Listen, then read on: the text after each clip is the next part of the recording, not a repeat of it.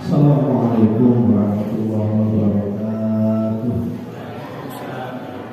Alhamdulillah, bismillahirrahmanirrahim. Wassalatu wassalamu ala rasulillah Muhammadin abdillah wa ala alihi wa sahbihi wa man tabi'ahu bi ihsan ila yaumil qiyamah. La haula wa la quwwata illa billah. Wa ba'da, al-katsiran wa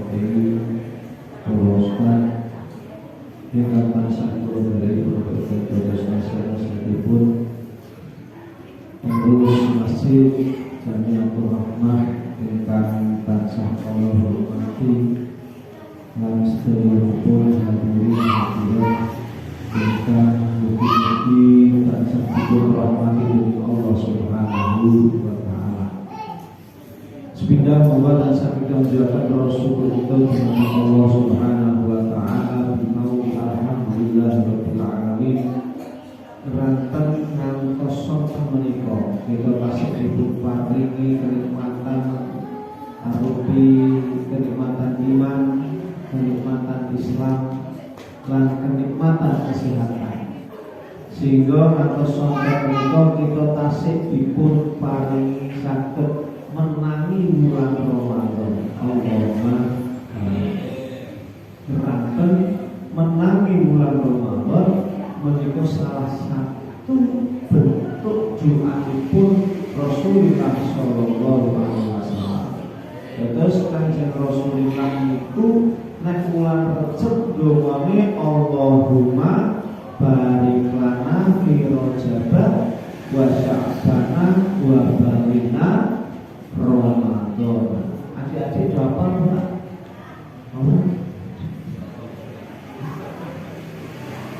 Jadi kudune diapalke niku soalnya nek ana sing bulan Rajab donga ben uman bulan Ramadan. Sebab bulan Ramadan niku fadilah katan termasuk donga dan bulan Ramadan itu langsung diijabahi oleh Allah Subhanahu wa taala. Salam semoga tansah kita ucapkan kepada kita Nabi Muhammad sallallahu alaihi wasallam dan menjadikan di zaman kiamat kita sebagai manusia syafaat itu. Orang muslim yang hormati pekerjaan kosong itu maka akan diampuni dosa-dosa yang sebelum dan sesudah dilakukan. Dan korelasi iman itu harus dengan puasa itu apa? Mangkana yu'minu billahi wal yawmil akhir falyaqul khairan aw yasmut. Sing sapa wonge iman karo Gusti Allah, iman karo dina kiamat, maka berbicaralah yang baik. Falyaqul khairan, ngomong sing apik, alias mukuto nek ora iso ngomong sing apik, mendingan meneng. Ya, jadi nek ora iso ngomong sing apik, alias kita disuruh untuk diam, ojo ngomong. Nek ora iso ngomong sing apik. Dikatakan lagi oleh Rasulullah, min husni Islamil mar'i tarku layani. Jadi sebagus-bagus Islamnya seseorang itu ketika lebih banyak meninggalkan hal-hal sing ora penting. Dongeng ora penting, yo rasa didongeng. Ya. Jagungan sing ora penting, dolan sing ora penting, dolanan sing ora penting, itu nek ora penting lebih baik ditinggalkan. Kira-kira dolanan mercon penting ora lek? Hah? Penting? Ya bro. Nek ora penting berarti kalau kalian ingin menjadi seorang Islam yang sempurna, menjadi orang Islam yang sangat baik, maka tinggalkan dolanan mercon. Dolanan lato-lato penting kurang.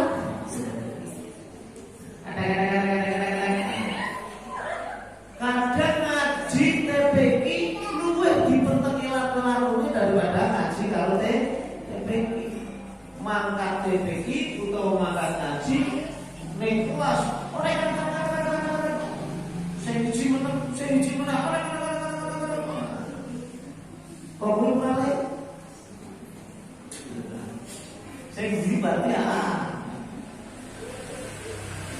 nah, ketika kita mau menjadi seseorang yang menjadi Islam yang lebih baik, maka pekerjaan-pekerjaan itu yang tidak penting harus ditinggalkan. Jadi dawuh Rasulullah fa'yaqul khairan aw yasmut. Kon ngomong sing apik utawa ora iso ngomong kon menang. Itu zaman sekarang orang ngomongin nganggo cangkem tok. Ya. Saya kira ndongeng nganggo cangkem tok. Paling sing jek ndongeng sak musala kene paling jumlahe wong pira. Tetapi ucapan itu tidak hanya berupa mulut. Zaman sekarang yang lebih menyakitkan itu kadang tidak mulut yang mengucapkan, tapi jempol yang mengucapkan utak-utik nggak bisa status. Nek ucapan lisan itu kadang nek ketemu karo loncone tok menyakiti orang. Tetapi lisan yang berupa jempol utak-utik HP Pak Guru gawe status pancen duwe kanca kurang ajar. Lah gawe status itu. Lah kira-kira wong sing sak grup sing duwe nomere mau sing gawe duwe kanca kurang ajar. Kuwi kira-kira merasa tertuduh kurang ajar sedaya boten? Nah, jadi ucapan yang seperti itu dari jempol sing ngomong bukan karena zaman sekarang wis orang lisan tok sing ngomong tapi jempol sing ngomong itu membuat orang lain sakit. Nah, ketika poso-poso awan-awan gawe status niku pancen konco ketemu bahaya orang belum aru-aru nggak usah status niku awan-awan. Nah koncone juga kabeh iki bocah aku ora apa dan sebagainya. Sing sak grup ning nomor HP merasa mesti semua. Posone batal ganjaran. Niku gara-gara apa? Gara-gara ucapan. Tetapi ucapan yang tidak disampaikan oleh mulut, tetapi disampaikan diucapkan dengan jempol. Makanya adik-adik berjemaah Nabi Muhammad berbicara betul. Nek gawe status, gawe postingan itu kira-kira menyinggung perasaan orang lain apa? Orang tahu gawe status, tahu posting. Ya, jadi ketika kita bermain HP, ketika kita menyebarkan sebuah berita, itu harus kita cermati. Apakah hal yang kita sebarkan itu, atau kalau misalnya tidak melalui HP, apa yang akan kita ucapkan itu menyinggung perasaan orang lain apa tidak? Apa yang kita posting, apa yang kita buat status itu kira-kira menyinggung perasaan atau tidak? Ketika ucapan yang kita ucapkan senajan guyonan, ya, atau kita gawe status atau posting itu hanya sekedar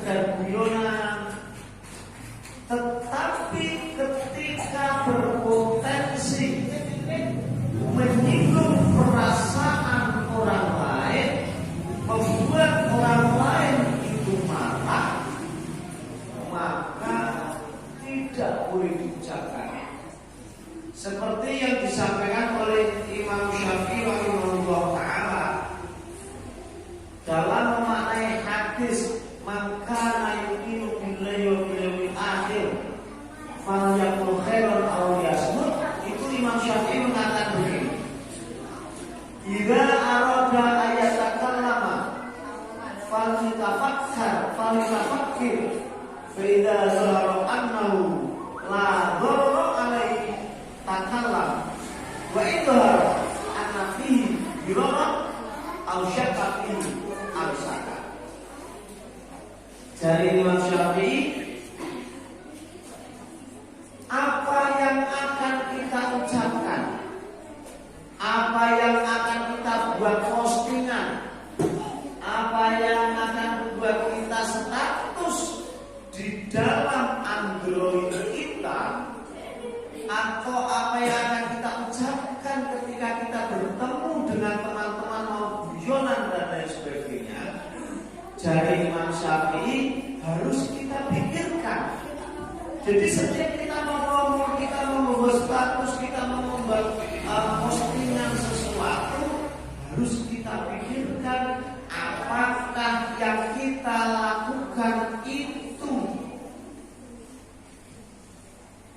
terjadi jelas ada madharat yang akan diterima oleh orang yang bersangkutan dengan hubungan kita, baik itu di dalam kita ngobrol-ngobrol, ngopi, atau dalam hubungan di dalam media sosial.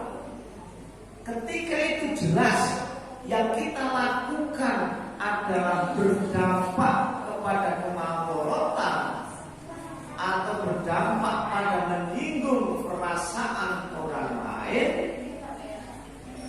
maka jangan kita lakukan. Ya. Baik itu sudah jelas, ya. Baik itu sudah jelas apakah menyinggung perasaan, atau mungkin aku mau seperti ini, kocok mesti tersinggung. Mungkin kalau saya membuat postingan seperti ini, ada orang yang merasa dihakimi, atau mungkin ketika saya ngomong seperti ini, ada orang yang merasa taknyek. Ya kan? Kadang ucapan kita itu guyonan, tapi orang lain yang menanggapi kadang itu merasa dirinya dinyek, diejek.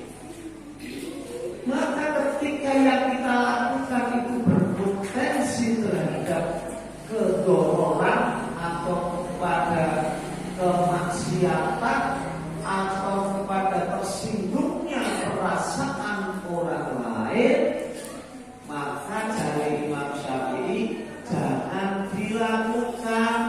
Ora usah gawe postingan, ora usah gawe status, ora usah ngomong sesuatu yang kira-kira kok bisa menyinggung perasaan orang. Tetapi ketika ucapan kita itu jelas, status kita itu tidak akan menyakiti orang lain, bahkan ini aku gawe status seperti ini, orang yang membaca pasti akan senang. Kalau saya memposting seperti ini, pasti orang akan senang. Nah, kalau sudah jelas seperti itu, maka boleh kita melakukannya.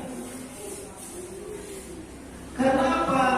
Karena ketika kita sedang beribadah puasa, kemudian menimbulkan perasaan orang lain sakit hati, menimbulkan orang lain tersinggung, maka puasa kita itu posone isi kudu ngelih, isi kudu ngelak, tapi ora ikut ganjaran poso niku. Jadi pahala puasanya kita tidak dapat peroleh karena menimbulkan perasaan orang lain sakit hati. Kenapa? Karena Rasulullah Shallallahu Alaihi Wasallam itu mengajarkan kepada umat Islam agar jangan sampai menimbulkan perasaan orang lain, atau mengatakan Nabi Muhammad mengatakan begini, la yu'minu ahadukum. Orang dianggap, kita tidak dianggap menjadi seorang mukmin hatta yuhibba li akhihi, sehingga seseorang itu mencintai saudaranya ma yuhibbu li nafsihi, seperti dia mencintai kepada dirinya sendiri. Jadi nek awake dhewe seneng diantemi wong, maka boleh kita ngantemi wong. Nek awake dhewe seneng ngomyang wong, awake dhewe seneng diomyang wong, seneng di paidore wong, ya maido wong. Oke? Jadi kalau misalnya seperti itu, nek kita itu seneng agamane diganggu, nek awake dhewe seneng agamane dirusui oleh agamane liya, maka rusui agamane wong liya. Tetapi ketika kita ora seneng diantem ning wong, maka janganlah kita sekali-kali memukul orang lain. Ketika kita tidak suka tersinggung, tidak suka diomyang wong, maka jangan sekali-kali kita menyinggung perasaan orang lain, ngomyang orang lain. Ketika kita tidak mau, tidak senang agama kita diganggu, agama kita dicibir oleh agama orang lain, maka jangan sekali-kali kita mencibir, mencemooh, mengebiri atau lain sebagainya terhadap agama orang lain. Ini ajaran Rasulullah SAW. Makanya di Indonesia itu lebih cenderung berbagai macam suku, agama, kepercayaan, bahasa dalam negara kesatuan Republik Indonesia itu ribuan pulau, ribuan bahasa, ribuan budaya, tetapi karena masyarakatnya saling menghormati, saling menjaga perasaan kelompok yang satu dengan kelompok yang lain sesuai dengan perintah Rasul, sing sapa wonge iman karo Gusti Allah kudu jaga perasaan wong liya.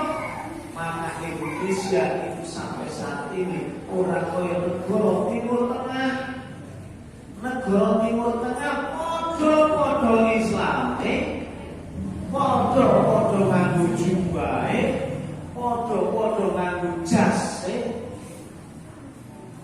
tapi tembak-tembakan, paten-patenan.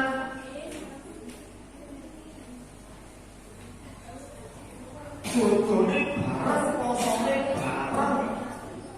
Tapi di Timur Tengah sampai saat ini perang antar satu orang Islam dengan orang yang lain, saling membunuh, saling ngebom. Itu karena tidak bisa menjalankan hadisnya Nabi, yaitu la yu'minu ahadukum hatta yuhibba li akhihi ma yuhibbu li nafsihi. Kita bisa menjadi seorang muslim yang sempurna ketika kita mencintai saudara kita, baik itu sesama muslim maupun saudara kita sesama manusia, seperti kita mencintai pada diri kita sendiri. Nah, kepada non-muslim kita harus mencintai kepada non-muslim seorang jebra dewi.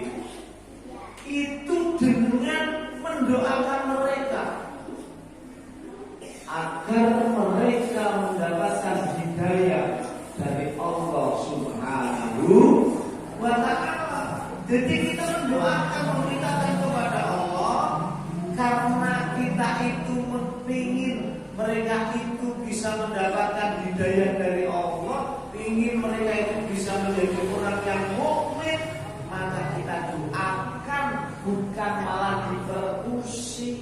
Itu jangan malah tempat ibadahnya dipersulit. Bagaimana mereka akan suka kepada agama Islam sing mayoritas di Indonesia ketika agama Islam justru menyulitkan mereka beribadah. Kemenangan Rasulullah SAW di dakwah Islamnya itu adalah ketika Nabi melakukan perjanjian dengan orang-orang kafir bahwa semua orang-orang yang dari kafir Quraisy itu harus masuk menjadi orang kafir lagi. Rasul hanya mintanya satu, sing penting nek pengajian ora dilarang. Sehingga karena pengajian terus ngerti terkait dengan agama Islam, bagaimana agama Islam itu kepada orang lain, maka akhirnya justru orang-orang kafir itu malah bergabung Islam. Itu harta hibah di akhirin ramai hibun nafsi. Kalau kita sudah bisa